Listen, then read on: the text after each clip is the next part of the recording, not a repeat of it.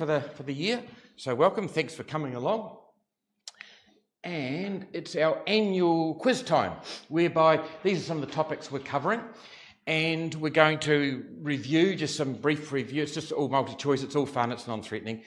There'll be some reviewing some topics we've talked about, and I've taken the opportunity to introduce some new topics, topics that you want to chat. I wouldn't mind 15, 20 minutes of your time just to chat about, but not long enough to put a full 1 hour talk. So I've just slipped them in here. So anyway, so it's all good fun. So these are the topics we're going to cover today. So first of all, we're going to talk about the sun. In May this year, we had some fantastic aurora, beautiful. And so I did a talk in June. I thought, well, that's a no-brainer what I talk about in June. We talked about the sun and the southern lights, what's going on. So we talked about some of the structure and functions of the sun, what was going on. So I thought that would be a good one to start off with. And just online, I saw some great pictures here. This astrophotographer, Mark Johnson from Arizona, USA, it was space.com.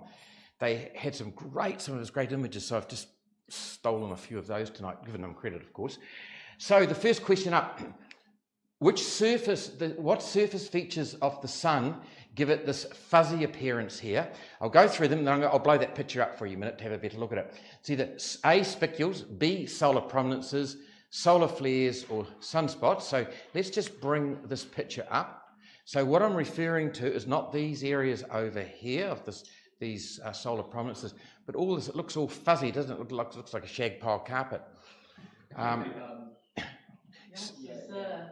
Yeah, so out of what gives it that fuzzy? Any takers for A? Yeah, any takers for B, C, or D? Sunspots, yeah. Okay, the solar, the answer is A, spicules. And let's just have a chat about, and that's what today's all about, is to actually have a chat about what the subjects are. So this is the surface of the sun, what it looks like, just a diagram. This piece here is called the photosphere. That's essentially the surface of the sun, the visible surface, what we see as the surface. It's only got a depth of about 400 kilometres. Surface temperature is about 5,800 degrees.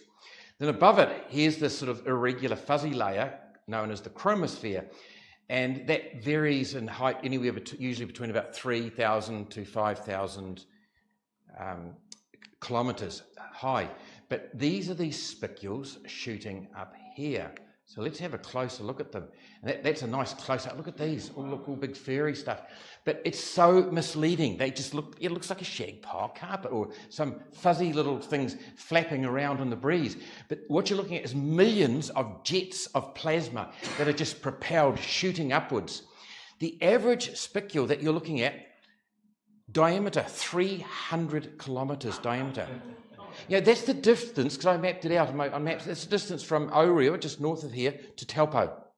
That's 300 kilometres. So that's just the diameter of these millions of spicules shooting upwards. Yeah, 100 kilometres per second. We'd be driving down to Taupo at 100 kilometres per hour, but 100 per second. They last for about 15 minutes before they collapse. Yeah, and they get to altitudes of 10,000 kilometres. That's the distance from Auckland to Los Angeles. So you imagine that going straight up in the air, and that's these spicules just every 15 minutes are just rocketing upwards at 100 kilometres per second with a diameter of 300 kilometres. So it's very, very deceiving. So that's what gives the sun that fuzzy appearance. So what drives them? And they don't know for sure, but they speculate and have a good educated guess. They're most likely just knots of magnetic energy that snap open at the surface and just release, the magnetic activity tries to keep the surface down and the magnetic loops just snap and release plasma energy up as these sort of spikes, if you will, or spicules. And that's what's going on. But look, here's a beautiful side-on picture of it here, these spicules. Here it is, nice little movie clip. Look at that. Is this an animation? It's a little GIF file, a little animation, a little GIF file. A lot of these actually images are from the Solar Dynamic Observatory from NASA. And I'm unsure if that is or not. Okay, so What are the dark features? And there's one right here. This, once again, is from this astrophotographer. Look at the resolution of that for an amateur astrophotographer. Just brilliant. So these dark spots here, are they A, spicules, solar prominences, solar flares, or sunspots? Let's have a closer look at them there. Once again, you can see all these sort of, the swirling here of spicules, but there's a nice big dark area there. So, yeah, who put D, sunspots? Yeah, they are sunspots. And they're indicative of how active the sun is. Just having a closer look there. So what you're looking at is, that's still a hot area. You're looking at regions of the sun where there's intense overlying magnetic field lines that are suppressing the hot plasma trying to come up. So elsewhere, look around here, you've got hot plasma, these little cells, like convection cells, rising here, and the dark little strips is where it's falling down to one side of this, down each side of the cell. So the surface temperature of the sun is about 5,800 degrees. You're looking here, it's still damn hot, about 3,500 degrees, but it's just cooler, so it looks darker. So that's what's happening. It's the intense magnetic fields are suppressing the rising hot plasma coming up in convection cells. Essentially what you're looking at is convection cells, like boiling water. Your bubbles of water, cells of water come up in your hot electric jug in the morning. And just looking through the cross-section of the sun, that's what you're looking at here. You're getting intense magnetic fields, and often what does happen is then they loop up and they go back down through another area, and where these two areas where they enter and leave the surface of the sun, this photosphere, they're intense magnetic regions, and of course, so they're slightly cooler. So you'll often get them in pairs. And here's some little groups and pairs. Sunspots are big, like here's a comparison against the size of the sun, against the size of the Earth, and the Earth is roughly about 13,000 kilometres across, so that gives you an idea there. So yeah, the typical diameter range, anything up to 50,000 kilometres across these sunspots, and they can be, so that's your typical, when they can get up to about 80,000 kilometres across. Amazing. They can last anywhere between 1 and 100 days, and where you get groups of them, like here, little crops of them, they can appear for up to about 50 days, and often then they disperse or settle down again. So that's sunspots. So, once again, look at the resolution from this guy, Mark Johnson, in Arizona. So what are those explosive eruptions? So what you've got here is looking at big explosive eruptions. Now the key to this here is that this is, and because you could get this wrong, this here, notice it's still anchored down to the photosphere. It's not shooting off. So what are these? Spicules, solar prominences, solar flares, or sunspots? Who got B? Yeah, they are, that was the first slide too. They are. So what you're looking at here, this solar prominence, is 160,000 kilometres high. That is reaching out, huge. And the key to it, you might think, is, gosh, I didn't put in there to confuse them. You might have thought that was a coronal mass ejection. A coronal mass ejection is like a more aggressive form of that, and then the magnetic fields that are holding them down snaps, and it just throws out a huge big chunk of the plasma, actually gets thrown out, but it's still anchored down here. And it was only this afternoon I found a lovely little picture. This shows it nicely. You can see it, but would be a big magnetic loop here, and it's coming back down again. And this more clearly shows it's being anchored down. And there's the size of the Earth. So the prominences, they're anchored down to the photosphere, but they can last for days or months. And if you see photographs of a total solar eclipse, or you're lucky enough to see one, you see these big crimson-coloured solar prominences that you see. And they're just hanging around. You don't see them rise up like that and fall down. They just sit there, and they can sit like that for months, just sort of poised. Okay, so that was the first question. That was just about some of the solar activity. And of course, the sun goes in 11-year cycles, and we're heading right now into 2025 with solar maximum, a lot of activity. So you'll probably see a lot of this sort of stuff going on. We'll get more aurora, hopefully. Now, we're going to talk about brown dwarfs. Who is familiar with brown dwarfs? Yeah, because we don't talk a lot about them, and I'm guilty of the same. We tend to skip over them. So brown dwarfs are either A, spectral class K and M, F and G often have lithium in their spectral lines or none of these. I don't expect you to say the answer actually is C, and I'm going to show you why. And I'm going to show you what those spectral classes K and M and F and G are all about, and I'll show you why you get lithium in the spectral lines of brown dwarfs. And that's one of the ways they call it the lithium test, how you identify them. So let's talk about brown dwarfs. First of all, let's take a step back and let's talk a little bit about stars. By definition, what a star is, it's a big spherical ball of hot plasma that's held in place by the force of gravity, and the key to it, it's self-luminous. And that's important, because why is this huge big ball of hot plasma self-luminous? It's self-luminous because at its core it is fueled by, here's the word too, sustainable nuclear fusion. So a star to achieve that must be a certain size, a critical size, sufficient to have enough mass to generate enough gravity, inward force of gravity, to create sufficient temperatures and pressures at its core to fuse nuclear fusion, sustainable nuclear fusion.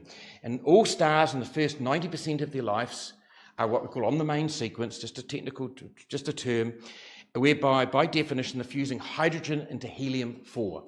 So that's by definition, that's sort of how they attain it, by being up to a critical mass.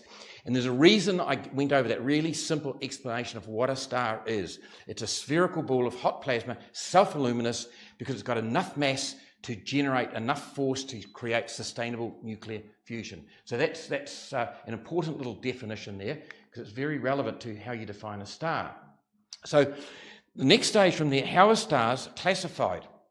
And they're classified essentially by their temperature and what these astronomers see in the spectroscopy. Spectroscopy is when they put a spectroscope on their telescope and it's able to split the visible light into all its different wavelengths, or colours of the rainbow, if you will. And they then plot here the intensity of light on the y-axis, the nice little graph, versus the wavelength.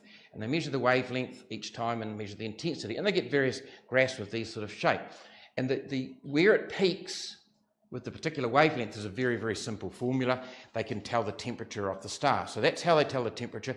And it's then confirmed, and they get more an idea of the star's spectra by having a look at the light and analysing the atmosphere of the star. In particular, they're interested in what elements are present, but importantly, what energy states, how excited are they? Is that a particular element just as it is, with all its electrons intact, or is 1 or 2 or 3 or 4 electrons being booted off that element that's excited, what they call ionised? So it's the different wavelengths where it peaks for the temperature, and they're interested in what elements and what energy states in their atmosphere. And from that, they're able to infer not only their surface temperature, but what we call their spectral classes. And they start off hot here, about surface temperature of about 25,000 degrees, and go down to about 2,500 degrees. And they're numbered here from the most hottest one. Of course, this is not to size, because down at this end, they're a heck of a lot smaller and a lot bigger here. But just for simplicity purposes here, they've put the colours in for us. They go from a bluish white, they go right down to red. And they're labelled O, B, A, F, G, K, M. And I know what you're thinking. You thought, gosh, when I went to school last, the alphabet went something like A, B, C, D, E, and so on. Well, that's historical reasons. And stars were classified by A, B, C, D, E once upon a time based on how much hydrogen they could see in their atmosphere.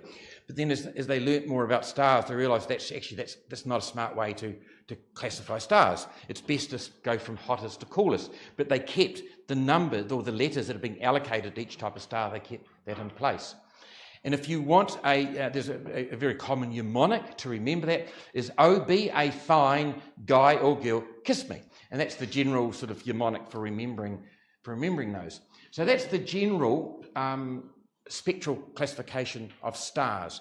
All those, by definition, are going to be big enough where they've got enough gravity to create enough inward force, to create enough hot temperature and pressures at their core for sustainable nuclear fusion of hydrogen into helium-4. Now, that's where our sun sits. Our sun is a G2 class, so our sun sits right there. It's a yellowish green star known as a G. It's an average sort of star. Okay, then there's been a few more additions. Wolf-Rayet stars are sort of very massive, unstable stars. They're labelled as W. And then there's some red giants which have acquired, some of them are very rich in carbon in their atmosphere, more so than their oxygen. So they're called C-class for carbon stars. Then you get some red giants on a certain part of the evolution stage called the asymptotic giant branch.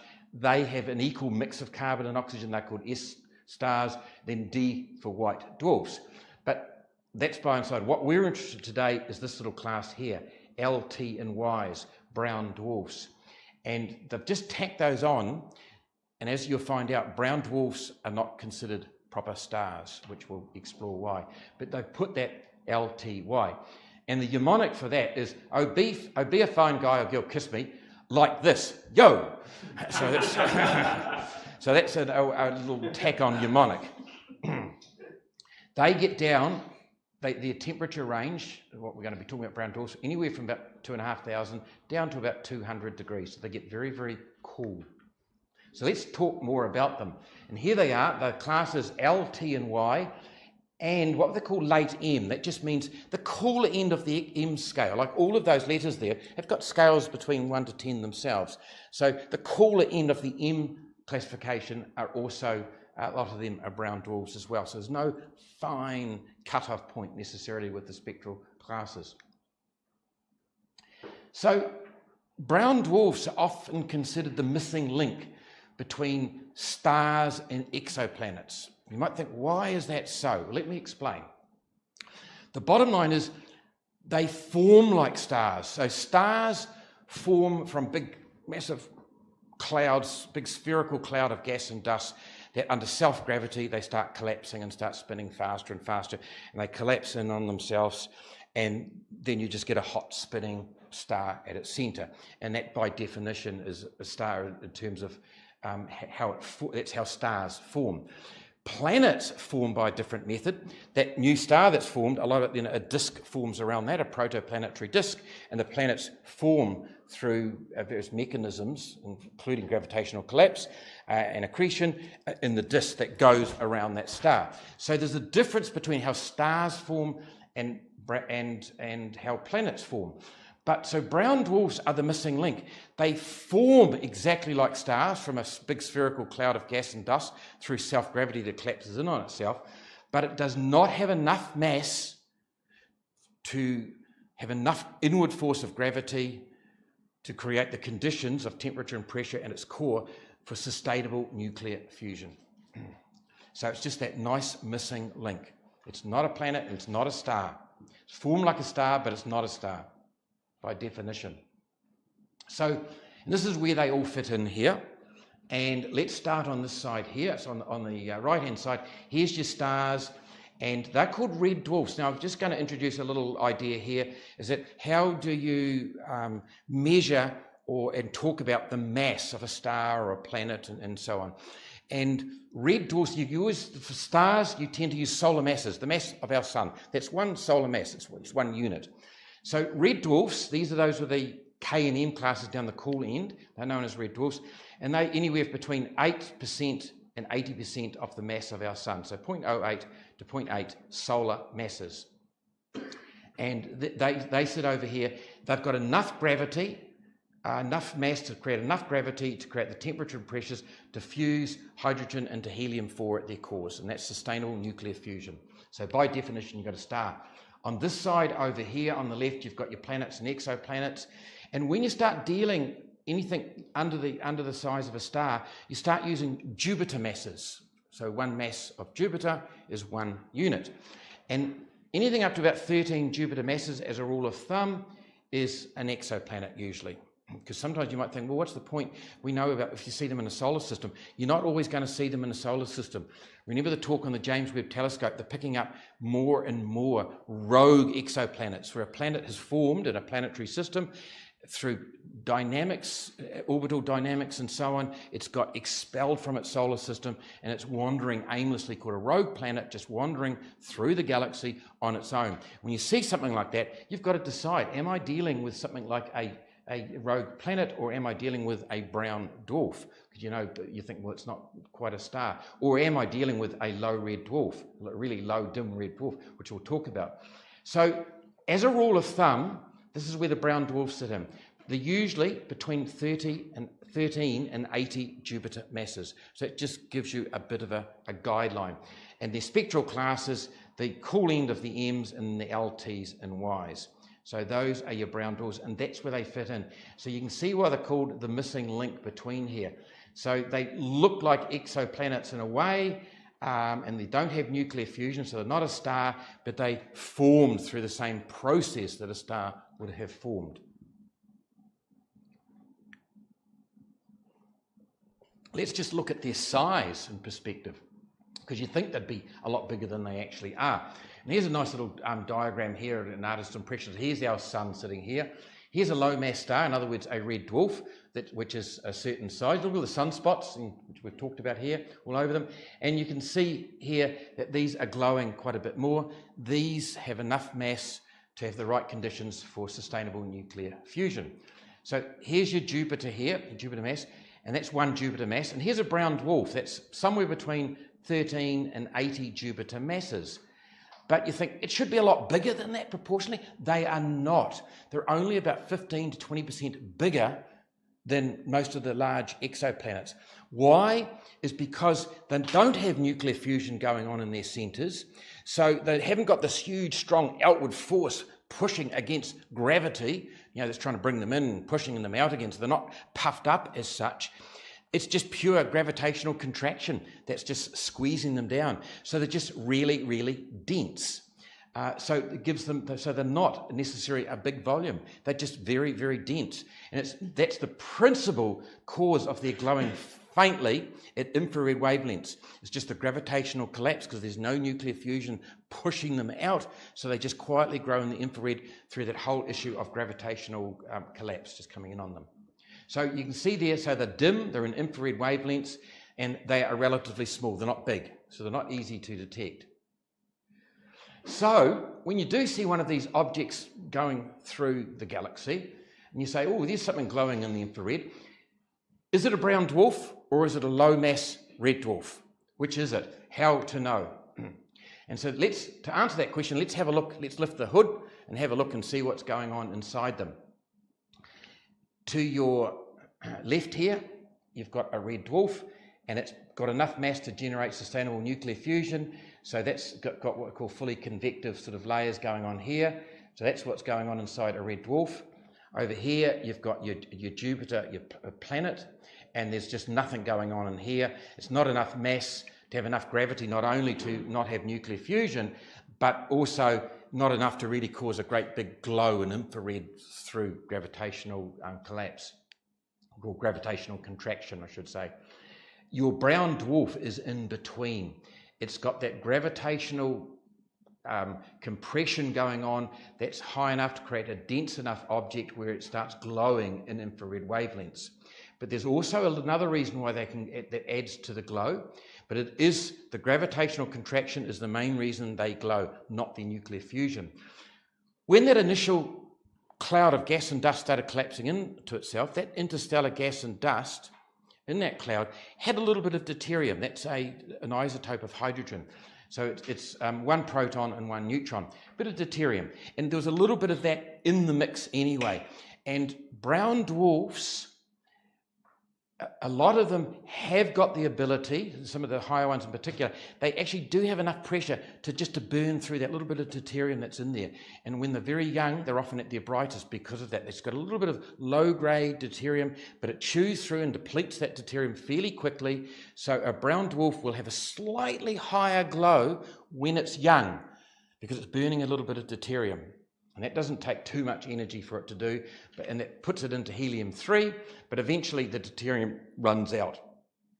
So, yes, for a small amount of energy for a very short time, but gravitational attraction is the reason it glows in that faint infrared. And there's another thing called the lithium test. And that brown dwarfs, less than 65 Jupiter masses, they cannot burn lithium at all. Where did the lithium come from? That would have come from, once again, just the interstellar or the large molecular gas and cloud that it originated from. There would have been some lithium in there as well. And if you see lithium in their atmosphere, you know you're dealing with a brown dwarf that's less than 65 Jupiter masses. Anything greater than that, it's got enough energy, enough mass rather, to generate enough forces to chew through its lithium. So brown dwarfs greater than 65 Jupiter masses and red dwarfs rapidly deplete their lithium. They've got enough to burn through their lithium, but they deplete their lithium very, very quickly. So if lithium is present, they call it the lithium test, it means you're dealing automatically with a brown dwarf less than 65 Jupiter masses. So that's one test you can do. Or if there is no lithium there, it means you're dealing with a massive brown dwarf or a red dwarf, but very, very young. So you distinguish them further. You look at other things like their luminosity, their size, and so on. So there's another one. Brown dwarfs have methane in them. So if you see methane in it, you know you're dealing with a brown dwarf as well. Because methane, CH4, is a molecule. So red dwarfs are just too hot. Their surfaces are too hot. It will just pull the carbon and the hydrogen apart. You need to have something cool enough for that. So you'll see methane in the atmospheres of brown dwarfs. So that helps you further. So there's all these little tests you can do, because at first glance, you don't know necessarily whether you're dealing with a brown dwarf or a very or a lower, one of the cooler red dwarfs. So those are some of the tests that astronomers use. And then there's the whole object of, are you dealing with a very cool brown dwarf or a large exoplanet, a rogue exoplanet that's just roaming the galaxy? That can be very hard to differentiate between the two. And for that reason, a lot of astronomers just call them substellar objects, too, because it cannot be easy.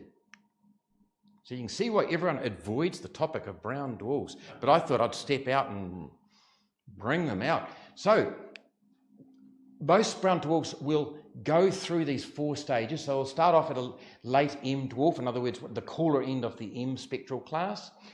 And that's when they've got a little bit of, they're burning that little bit of deuterium, so they've got a bit more of a glow to them. So they're sort of the cooler end of the M, and they're identified by having in their atmosphere titanium oxide. Once again, anything too hot, and you wouldn't get the titanium oxide, it's just too hot for them to join up.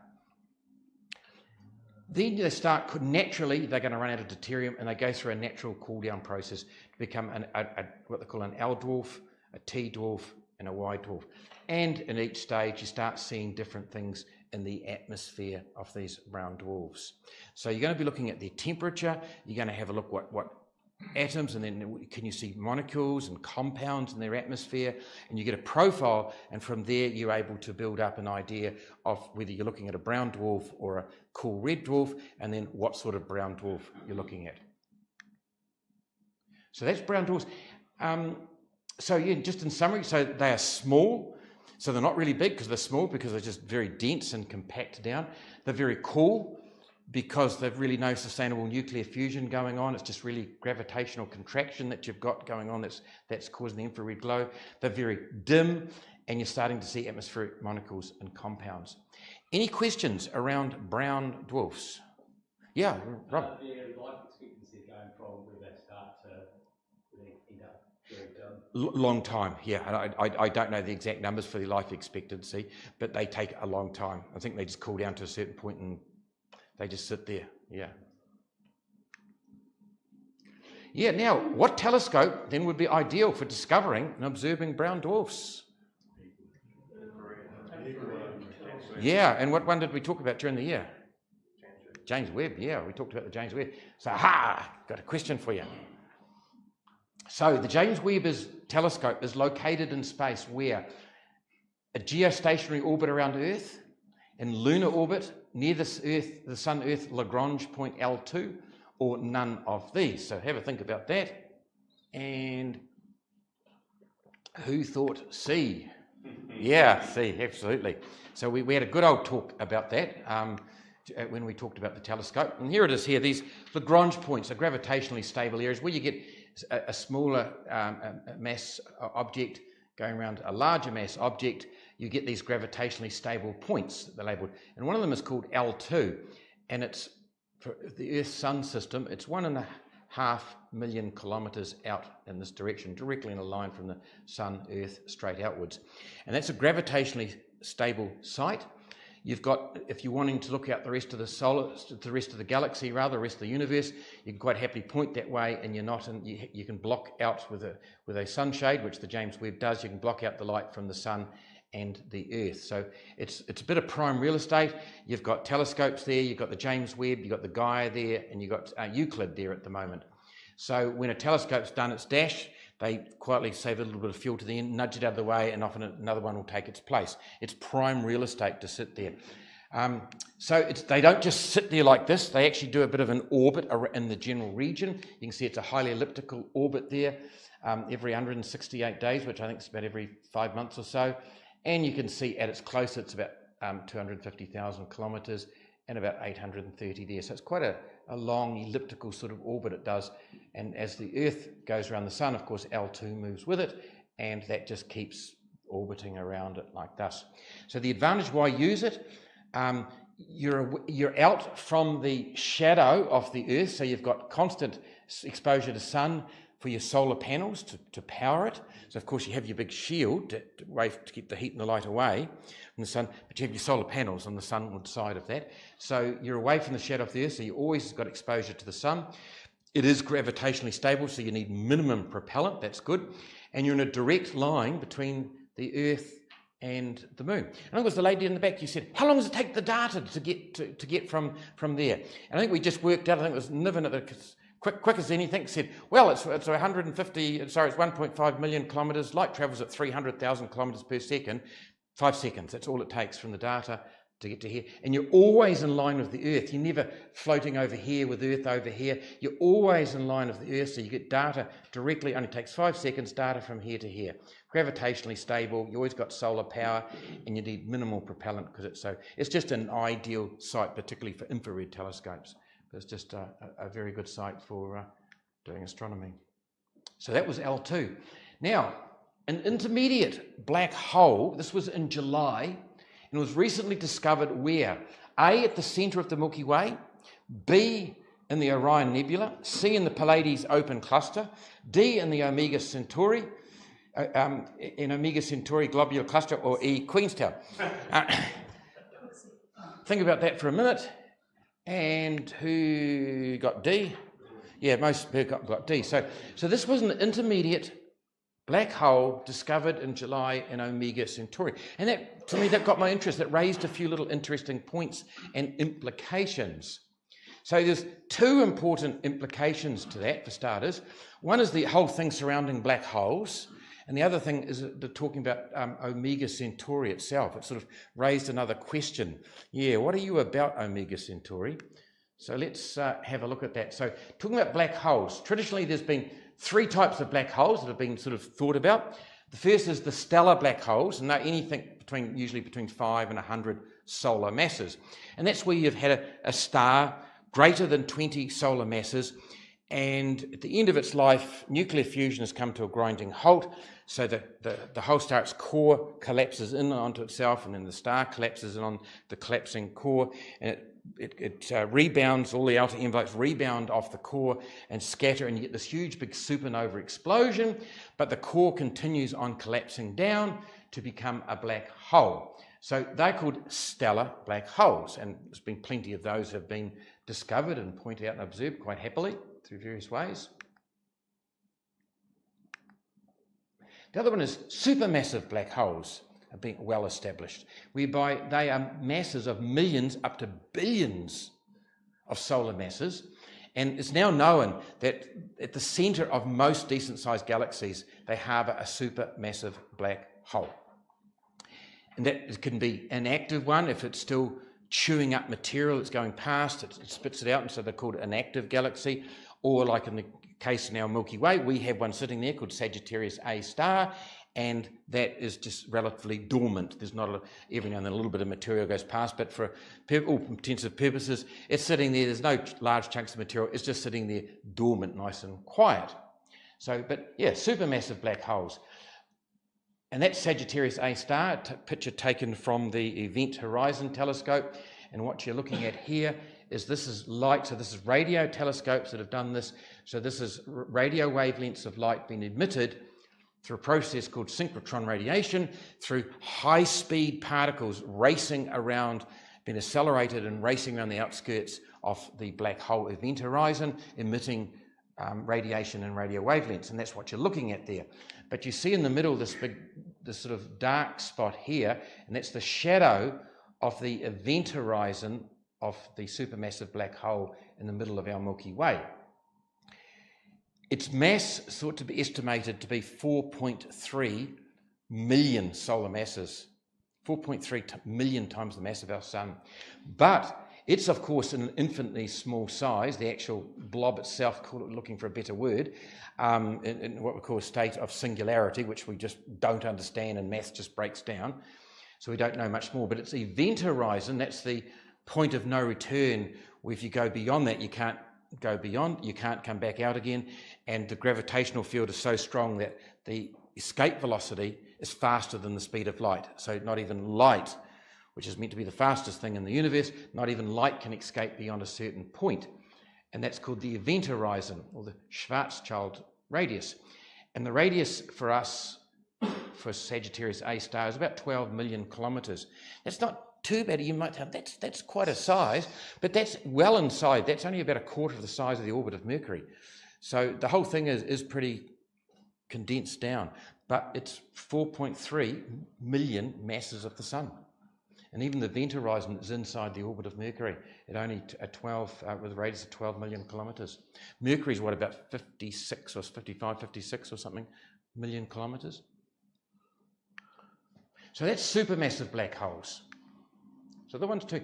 But there's always been this big gap, intermediate black holes, where, and they just haven't been discovered.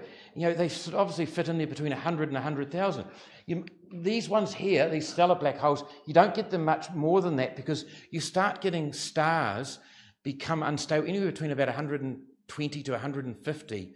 Those sort of bigger figures of a star of a size solar masses, they're just unstable.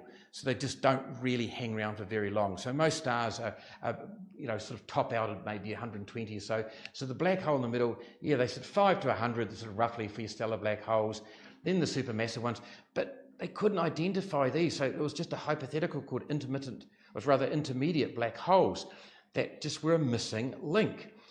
And it's just only of recent times they're actually finding to discover some of them. And they possibly could be the seeds, because one of the big questions is, these supermassive black holes, how did they get so big so quickly? They're starting to see them now. The telescopes are looking back into the early universe. They're seeing them in the early universe. How did they get there? And they think that possibly these intermediate black holes could be the missing links, the seeds of these supermassive black holes. But suddenly they're starting to discover some, to do some research on and learn more about them. So that's the first implication. As soon as I heard that, we've found an intermediate black hole, I thought, right, that's one implication. Let's talk about that. But the other one thing, it starts raising questions. So first of all, you might think, how did they discover that? Because they can't see these black holes. You look at the orbits of stars around it, and they noticed that there was about 7 stars close to the centre of Omega Centauri that were just going a lot faster than they should be. They were obviously going around some huge, dense mass near the centre of the Omega cluster, and they thought, okay, that you can work out from there the mass, and they found an area that fitted the bill, and it was just over 8,200 solar masses. So it fitted beautifully the intermediate black hole. But so the other implication though is about Omega Centauri itself. Omega Centauri is a globular cluster. What is a globular cluster? There's 2 types of star clusters, the main types.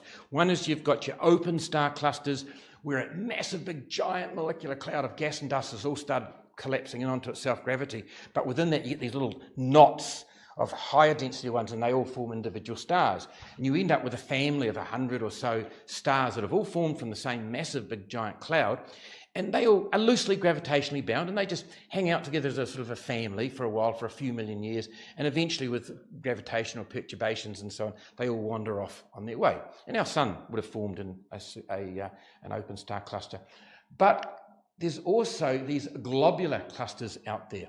usually out in the outer skirts and the halo around the Milky Way. I think there's about 158 or so that have been discovered around the Milky Way.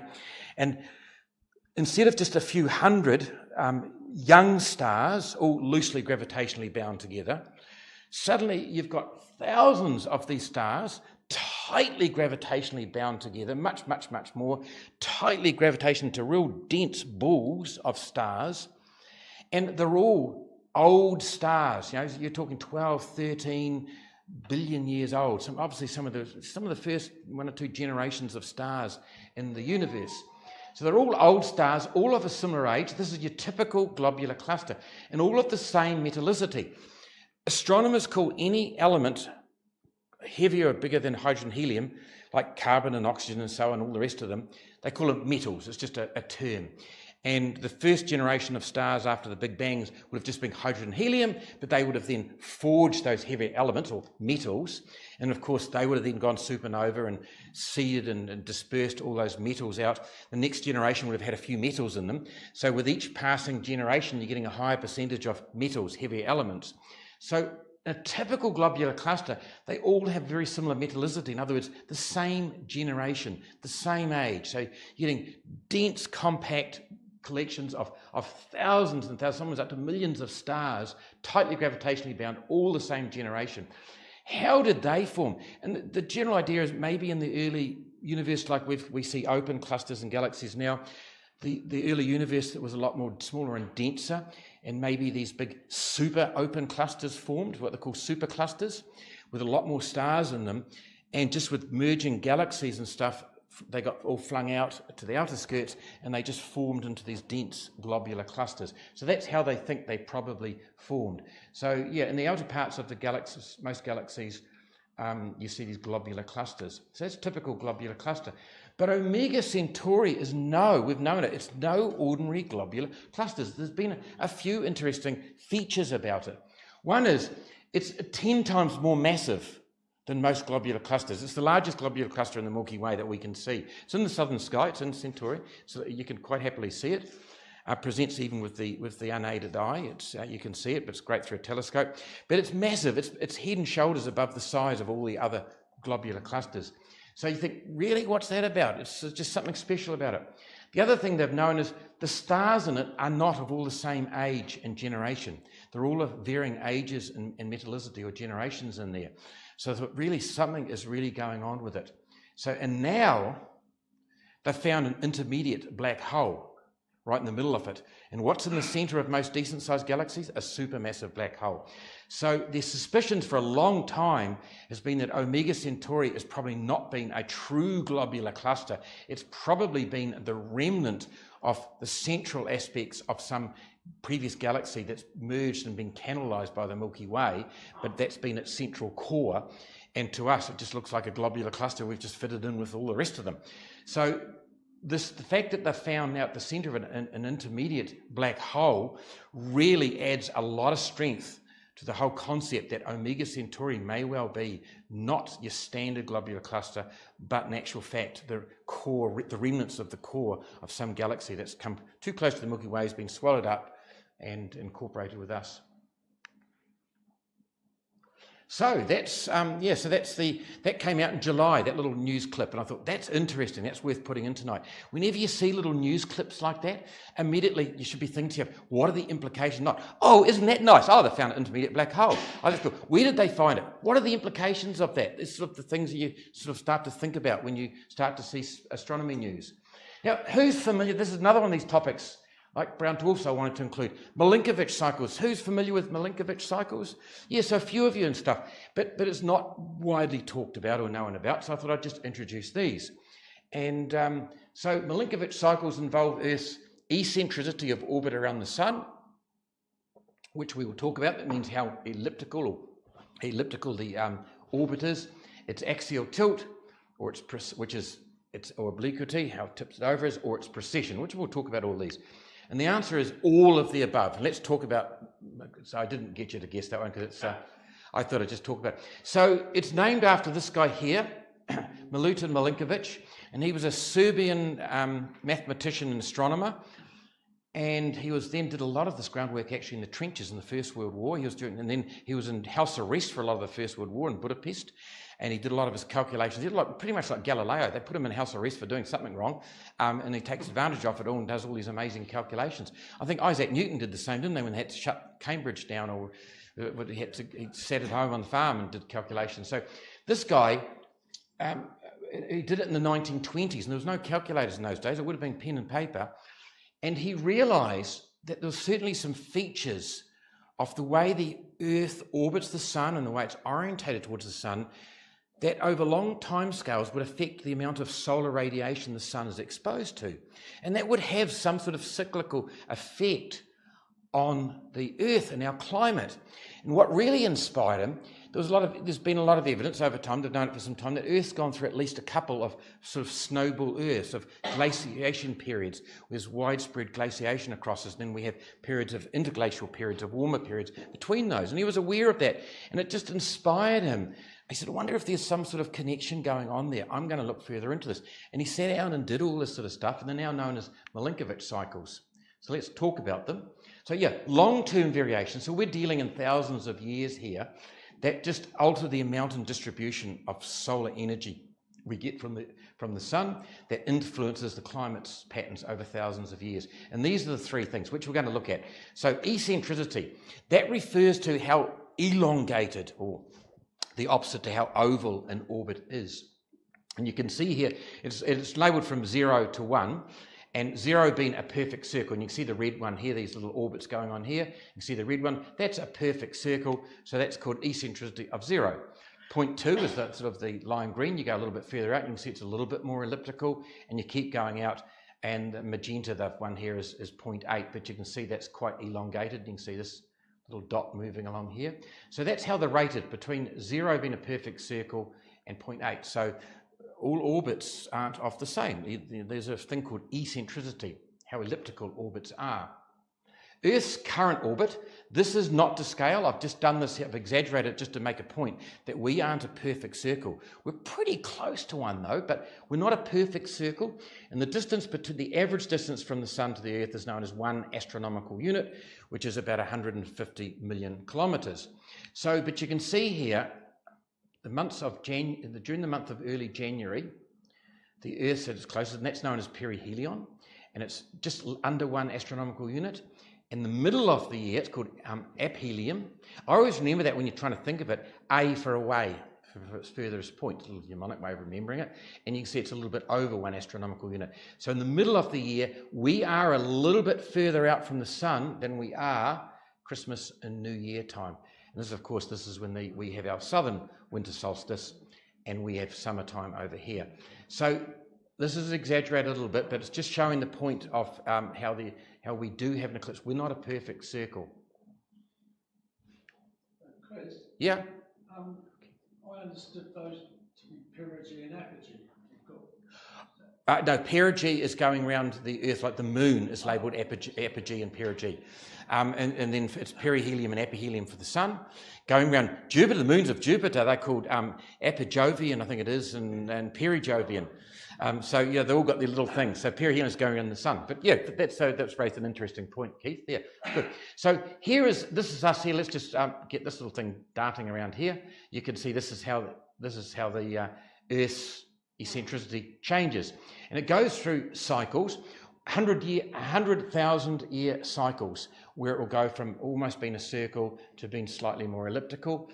What causes it is the gravitational tugs from Jupiter and Saturn in the outer solar system. You know, the sun's pulling us this way in our orbit, and the outer solar system, you've got the big giants there, Jupiter and Saturn, are pulling us out, and it's the movement of them is what's giving us this 100,000 year cycle, regular cycle of changes. So Earth's current is 0.0167. That's what we are now. So we're not too far off a circle. It varies from almost a perfect circle through to being slightly elliptical over 100,000 years. We are now, this question someone asked me the other day, where are we? Are we moving more elliptical or more circular? We're moving slightly a lower eccentricity, so we're moving, part of the cycle moving slightly more circular. So isn't it incredible? This guy worked all this work, did it all out, and said, okay, every 100, he worked out where Saturn and Jupiter would be, the gravitational forces, he obviously knew their masses and how they moved, and worked out, yeah, there's a 100,000 year cycle, guys. That's incredible, with no calculators or anything. But he worked all that out. So the effects of eccentricity, what does it do? Yeah, the more elliptical an orbit is, the bigger the difference between solar energy when it's at its perihelion versus aphelion. So it amplifies climatic conditions, essentially, what you're getting. And at the moment, once again, here's our little exaggerated diagram down here, where we are at the moment, the southern hemisphere, during our summertime, which we'll talk about shortly, we are closer, so we're getting warmer summers and cooler winters. The northern hemisphere, the effect is that moderates their seasons, so it gives a slightly cooler summer and a slightly warmer winter, so it gives a more moderate. But that all changes too, which we'll be talking about. But that's the effect of what eccentricity has. And it's a 100-year cycle, so it just amplifies the difference between seasons according to where you are in the orbit around the sun. Why would it be 100,000 years? Because Jupiter and Saturn orbit much more frequently than that. Yep. Sure, but they're all orbiting at different rates. He's worked it all out, yeah. I think, yeah, it's a miracle that he's worked it all out. But it's so, this is life, this is how it is, yeah. But yeah, it's 100,000 years. And is it exactly 100,000 or is that? Oh, you go and look at the end, it might be 99.8 or whatever, but it's roughly, to within a year, so roughly about 100,000 years. That's the figure that's quoted. Now, go and Google it and you might find, or it might be 100,001 or something like that, but it's roughly, it's just a nice figure to remember in your head, yeah. It's. The other interesting thing, Chris, is that when the Earth is closer to the Sun, of course, it's moving faster. Yes. So it means that our summers are slightly shorter than the northern hemisphere summers, because they're at the aphelion phase, so the Earth is going slower. So the Earth we get longer winters in the southern hemisphere and shorter summers. Yeah, we get cheated, but that will change in 13,000 years. That's going to change, guys. So it's okay. It's okay. And Winston Peters will still be in Parliament. Okay, so that's eccentricity. Axial tilt or obliquity, that's how tilted over the axis is of Earth, and that's it here. And it's, of course, that's what gives us our seasons. But we tilt, as you know, Earth is a 23.5 degree axial tilt. That's not set in concrete. That's at a 41,000 year cycle where it varies from a degree either side, from 22 and a half actually to about 24 and a half. Let's just push that up here. So it's the axial tilt that gives us our seasons. And this little diagram here, this shows in the middle of the year, you can see the northern hemisphere is tilted towards the sun, so they're getting more sun exposure, longer days, more intense sun. They're at summertime. We're tilted away, we get winter. And the same and the opposite, over the months of December, January, it's the southern hemisphere that is tilted towards the sun, so that's our summer, that's the northern hemisphere's winter. So it's that axial tilt that gives us seasons. And the current tilt, yes, 23.5 degrees. It's a 41,000 year cycle between 22.5 and 24.5.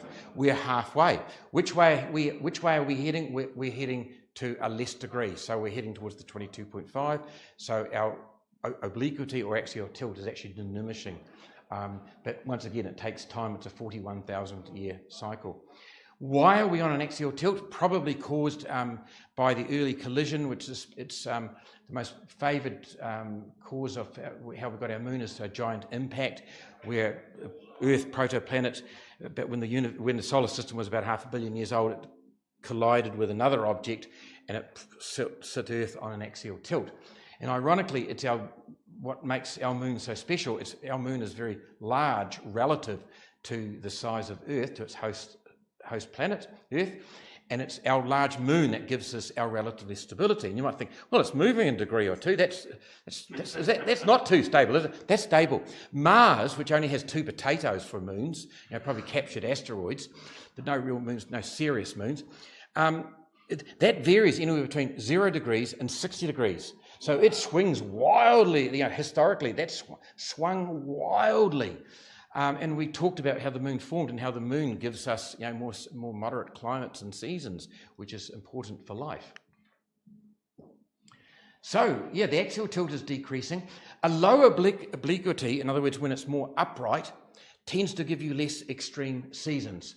So you also starting to get build-up of ice at the poles, because a higher tilt, tilting overwards, exposes over that hemisphere summertime, exposes those poles to the sun, which starts to melt the glaciers, the polar glaciers.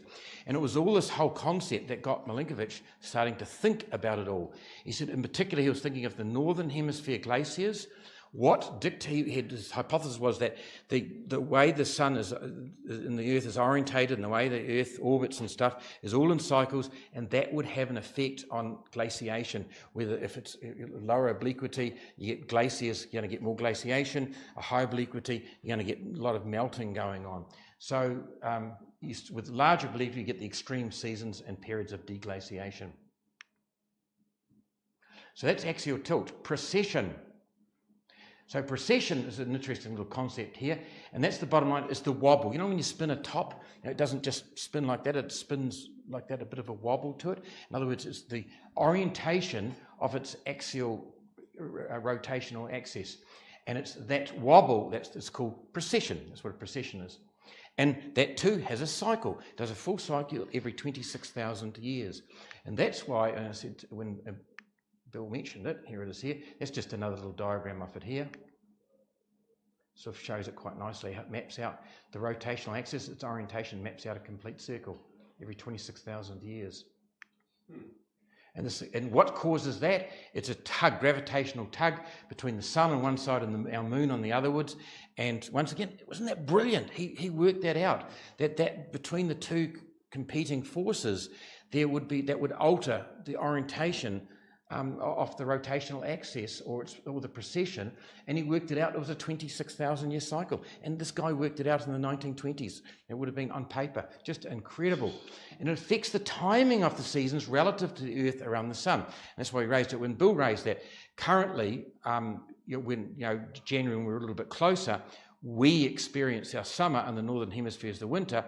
It's going to be the other way around. So our winter will be January, December, and middle of the year, it'll be our summer and the northern hemisphere's winter, because the axis, I might even have that in the diagram. Do I have that in the diagram? No, so I've just put here. So currently, that's where we are now. So axial precessions, it makes it more extreme in one hemisphere and less extreme in the other. So in 13,000 years, it's going to be the other way around, where the northern hemisphere will get more extremes in solar radiation, and we'll get more moderate seasons in the southern hemisphere. So, but you've got to wait 13,000 years. So just bringing it all together, you've got these three cycles. You've got a 100,000 year cycle of eccentricity. You've got a 41,000 year cycle of the obliquity or the axial tilt. And then the orientation of the rotational axis, or known as the precession, that's in a 26,000 year cycle.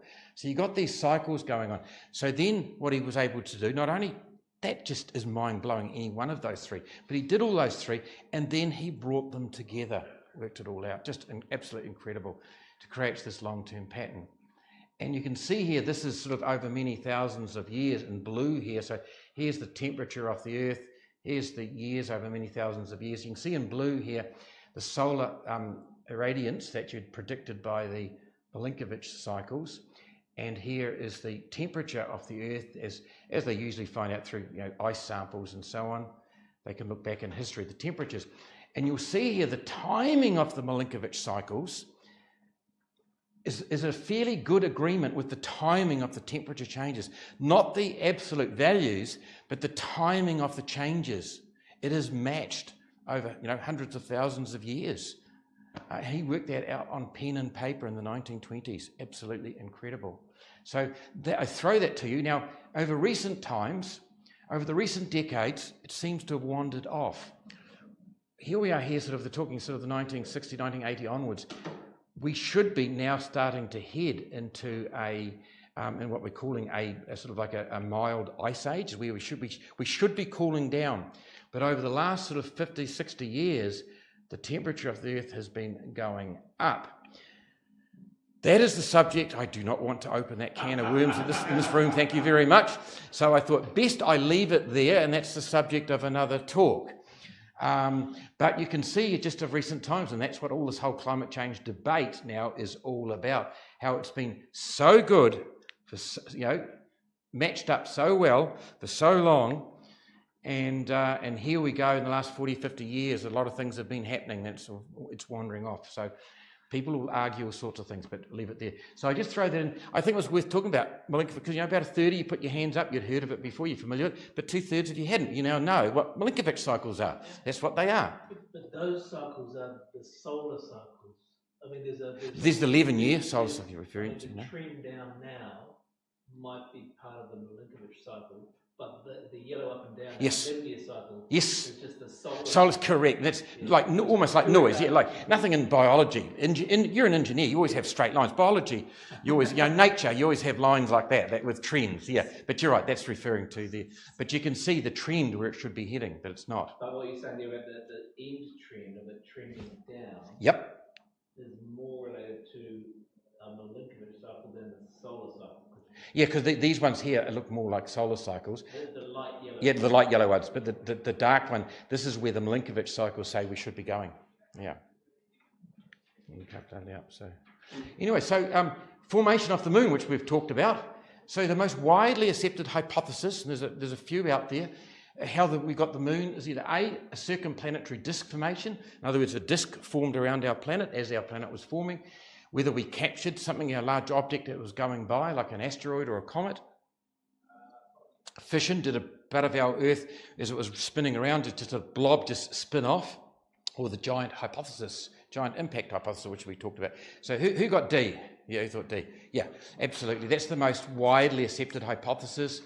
And it's when it's speculated that proto-Earth, when it was about 500 million years old, in orbit, and there was another protoplanetary object called, they've just called it Theia, about the size of Mars, about half the size of Earth, half the size, say roughly the size of Mars today. It hit the Earth at an oblique angle, gave us our axial tilt, and flung a lot of molten material into Earth orbit, and that coalesced to form our moon. And it's supported by the Apollo moon rocks that the astronauts brought back, and just analysis of the different isotopes. We went into length in talking about this, and they've had computer models how it would form, but there's always been some problems with it. But just a recent paper 2 years ago, they've run things through some supercomputer models, about 1,000 times higher resolution computer models with more particles and stuff, and they overcame all the obstacles, and it just seems to fit quite nicely. So that's the most favoured, or most commonly accepted by planetary scientists, how we got the moon. What is the name of NASA's project to return to the moon? Apollo 2.0, Starship, Artemis, or Blue Origin?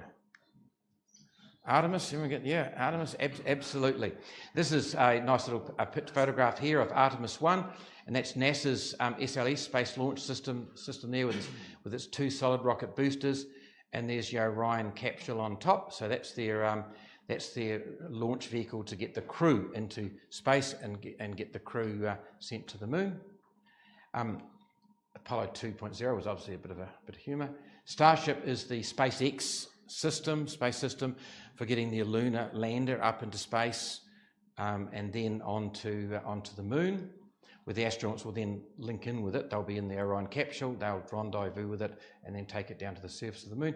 And Blue Origin is the company that's developing also rockets in competition with SpaceX, and it's got a contract to build a lander in competition to Starship One from SpaceX.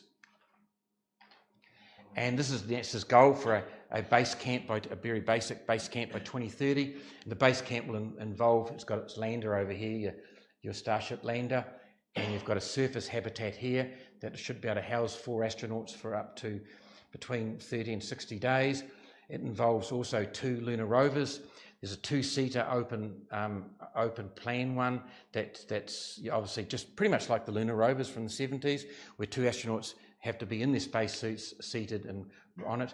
But there's also one by Toyota brought out the lunar cruiser, and that's fully pressurised, can house 4 astronauts. They don't have to be in their suits, and they can live in it for up to 45 days and go many kilometres away, and pretty much like a travelling station, if you will.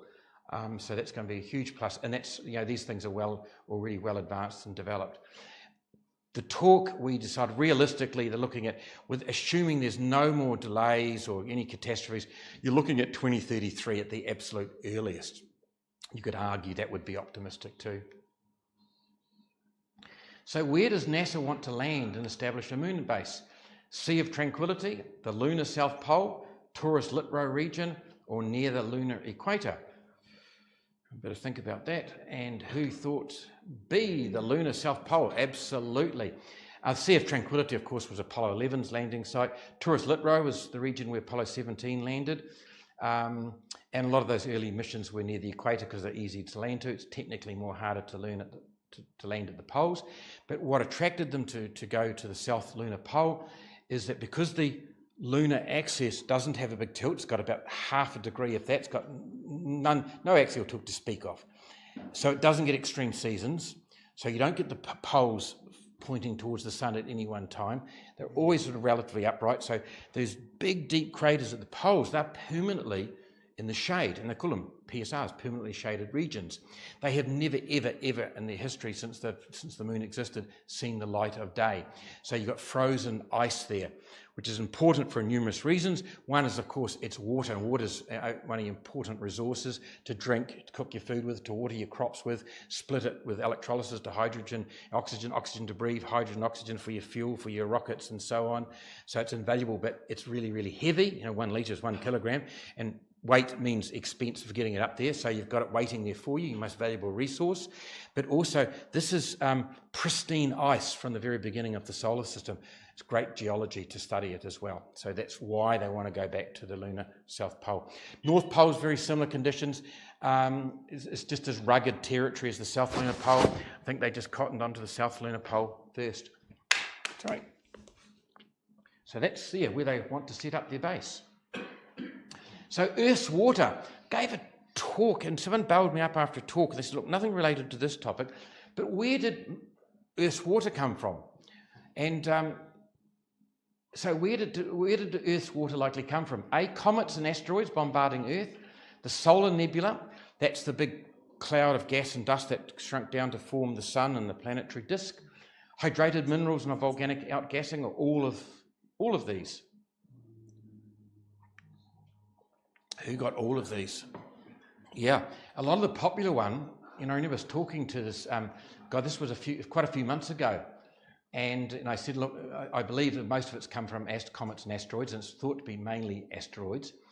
And his reply was, jeepers, but there's an awful lot of water on Earth. And I said, well, there's an awful lot of comets and asteroids as well. And I'm just going to jump ahead, I'm going to come back to the slide, because here's a little fun fact for you. Water covers 70% of the Earth's oceans. We think it's pretty deep and it all looks big, and you look at the ocean, but all the ocean's water by mass is 0.023% of Earth's total mass. The Europa, I did a talk at Hibiscus Coast, and I'll do it next year, on the Europa Clipper mission to Jupiter's moon Europa. That's the evidence, strong evidence suggests it's got a subsurface, got an icy surface, a subsurface global ocean. That moon is just, Europa is just a little bit smaller than our moon. It's roughly comparable, just a tad smaller. But that global ocean has got at least twice the amount of water of all the Earth's oceans, water's total. So, our oceans in the big picture aren't that deep. We think they're deep and stuff like that. It just puts it in perspective. Titan, the moon, Saturn's largest moon, they estimate there's somewhere between 10 and 12 times amount of water on Titan than there is on Earth, all Earth's oceans. So it just puts it in perspective. We think, we're the water planet, we've got so much water. Yeah, we've got a lot of water, but put it in perspective, guys. So, anyway, so they think most comets and asteroids, that's called extrinsic, then there's intrinsic. Out of that extrinsic, historically they've thought probably from comets, because they're the big icy objects from the outer parts of the solar system. But looking at isotopic ratios of hydrogen and water, its best match is not with comets, but with asteroids from the outer part of the asteroid belt, carbonaceous asteroids is the best match. So they think most likely primarily the water's from all of these sources, but primarily from the water-rich asteroids in the outer regions of the asteroid belt, where most of it's come from. Yes, there's a lot of evidence suggesting in that solar nebula, the big cloud of gas and dust, that there was a lot of water vapor in there as well, and a lot of that just condensed into water, it became incorporated into Earth. And there's a lot of hydrated minerals. There's a lot of water locked up inside Earth, just with hydrated minerals and hydrated just minerals and volcanic outgassing. All this water vapor is coming out. So it's from all of those sources, but primarily it's thought of these water-rich asteroids. Okay, and then I did a talk on the Milky Way, I think at the beginning of the year.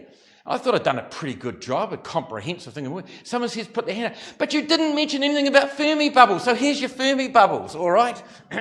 So what are Fermi bubbles? So Fermi bubbles here are these big bipolar sort of lobes, if you will, of high energy gamma ray emission. So here's our Milky Way galaxy, and that's 100,000 light years across. But extending out the Fermi telescope that detects gamma rays, that's what's been named after, picked up these huge big lobes of high energy, of tenuous gas, high energy emitting gas here, emitting these gamma emissions.